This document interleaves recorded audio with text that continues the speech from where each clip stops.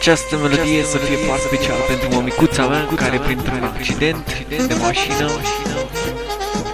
făcut dintr-o prostie a ajuns în starea asta. Dumnezeu să o ajute și să fie cu ea tot timpul. Noi vom fi aproape mereu. Cred, Doamne, că n-aș putea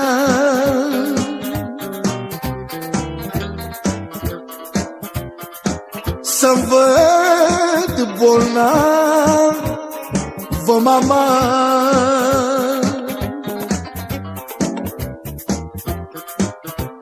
Cred că aș plânge zi de zi. Măi, Doamne, și 3 zile așa lăpim, măi, oh. Cred că aș plânge ceas de ceas. Au cum pe mama mea s-o lasă.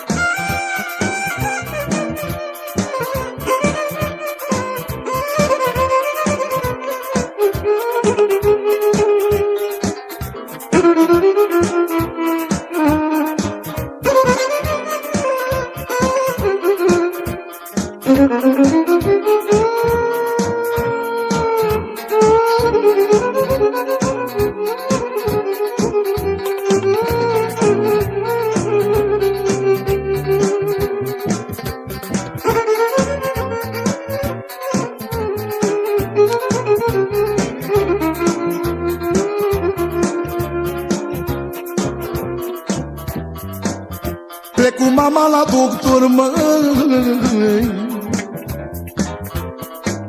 Măi, Doamne, e bolnavă și-am să mor, măi. Mi-a spus doctorul așa, măi. Măi, copile, ascultă-mi coa, e bolnavă rău, măta. Are ca vânsfurul în supărare.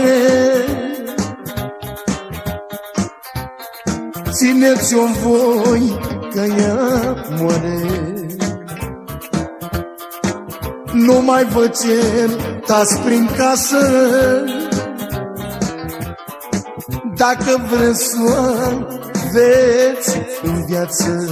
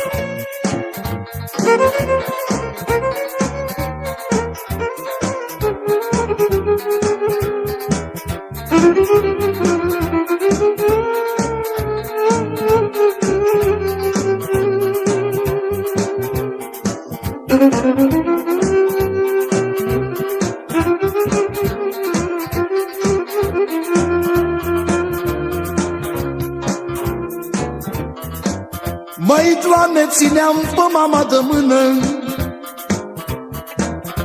Ai lacrimi am început să-mi curgă. Doamne, eu mă rog la Tine, fă-o pe mama mea bine.